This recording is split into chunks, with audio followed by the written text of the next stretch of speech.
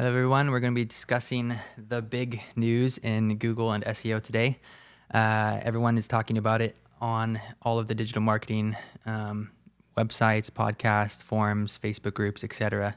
There's a anonymous source shared thousands of leaked Google search API documents, and it shows tons of different ranking factors. It's confirmed a lot of things that people already knew and disputed some things that we thought were right and wrong. I'm just going to try to dumb it down as much as possible into the layman's terms, because this podcast is not necessarily for SEOs or search engineers. It's going to be for, local business owners who want to get more leads. So if you're a local business owner, you don't really need to spend all day reading this document. You can just listen to this podcast, understand exactly what you need to change from your current SEO strategy, and then apply that. So I apologize, this might not be the most polished podcast ever because there is so much data to go through. I'll have to be reading some of it. I did want to point out a couple of other people to reference, and I will link them below where you can read more in-depth analysis of these algorithm leaks. The first one is from PullRank, iPullRank.com/Google Algo Leak. That's from Mike King. He's a great source. My favorite one actually is from Andrew Ansley. He's the owner of Content Sprout AI, and he has a really, really good document that goes over all of his recommendations based off of this leak as well. But my own opinion, I read most of it. I haven't actually finished it. It is very long. And as I continue learning and dive into this, I'll add more links on the bottom of other actionable things that you should follow based off of this analysis. But the main one that I wanted to talk about is, actually there's no main one, but there's a lot of things that talk about content. A lot of people have argued about the helpful content update in the past and really what that means.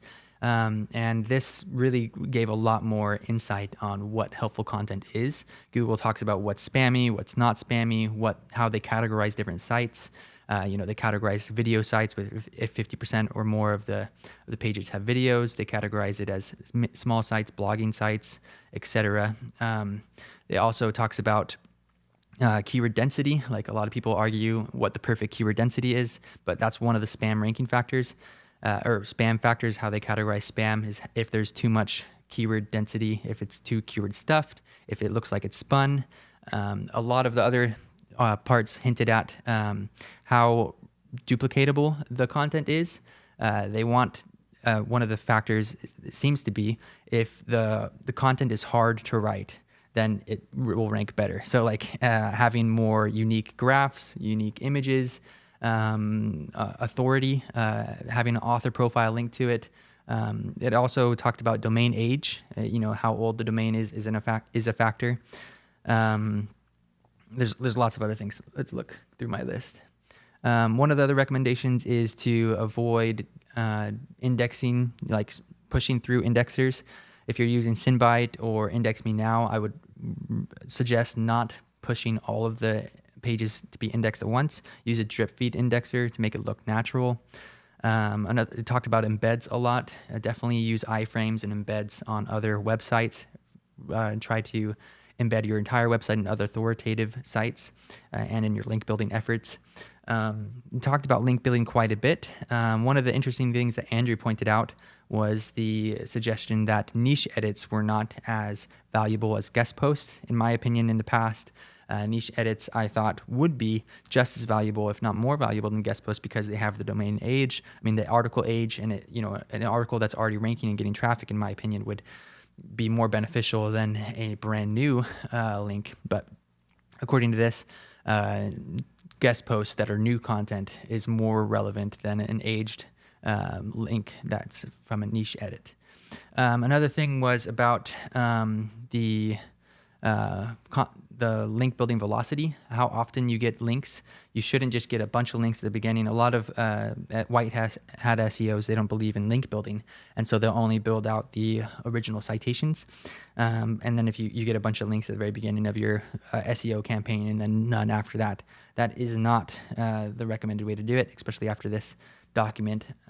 Keep continually building links. You should have a link strategy on how you get your backlinks, but doing continual guest post outreach, doing, press campaigns, doing press releases and other types of backlinks on a consistent basis is really what you want to be looking at. Some other things, let's see. They talked about topical authority a lot, how topical authority works.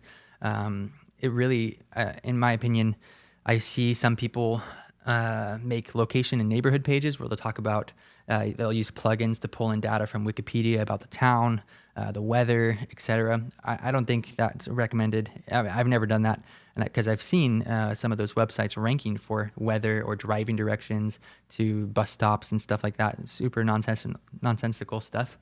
In this document, when they talk about topical authority and how pages relate to each other, they say that Google will analyze a website and determine what its topic is. And then after they determine that, they weigh every other additional content piece against the initial topic, so if it's related or not. So you want to stay very, very clustered in your topical clusters. You don't want to be trying to rank one website for 100 different services. You want to really focus in on that specific niche and that topic and expand from there. I think along with that, because of how this talks about, didn't really go into it, but I think interlinking also goes right along with topical authority, making sure that each one is interlinked properly, the site structure is done properly as well. I have some articles and SOPs about that as well that you can visit our website, and I can send you those if you need help with interlinking. One other interesting thing was that Google stores, you know how what is that website called? There's the website database that you can see past versions of the website. Google has their own database of websites. So Google apparently stores every single version a website has. So every time you make a change to a website and the Google bot crawls it again, they will store that website that's crawled in their database. But they only use the last 20 versions of the website.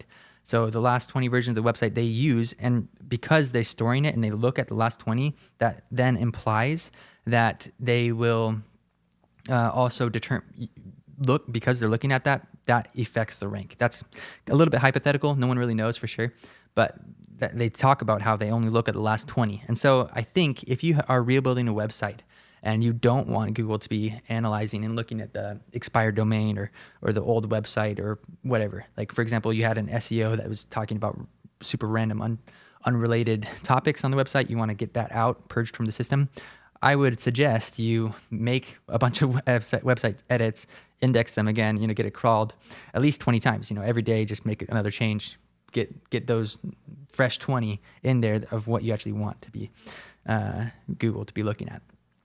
That's also a little bit hypothetical, but all of SEO is hypothetical until you test it and see what's working. Another thing, because they talk so much about topical authority, I'd also really, really recommend everyone look more at technical SEO and trying to see which pages on their website are relevant. If there are pages that, category pages or all those other pages that really shouldn't be indexed, double check your pages, what is indexed and what's not. Add all the pages to the sitemap and de-index all the other ones, block them from the search index, from the search engines. I can also do free technical audits for people to show you which pages need to be blocked and even fix those issues for you. That's one of our most popular services. It's a one-off service, but it's really, really helpful. You can see huge ranking improvements just from fixing a couple of technical issues on the website. The other thing I wanted to mention, let's see, site authority. Let me just look back at their document.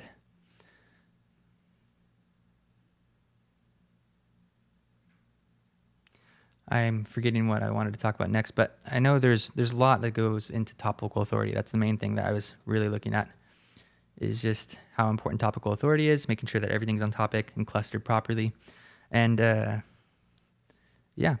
link all of these other articles. The one from Andrew Ansley, especially, I'd recommend everyone reading, even if you're not an SEO, just a normal person who's trying to grow your business personally. I'd still recommend taking 10 minutes out of your day to read it, because it's just really, really interesting about all the different changes that Google's been making the last year, and this really outlines what you should be paying attention to and what's more important to work on in your business. But yeah, that's it for today, and hopefully everyone's doing a great job with your business. Thanks.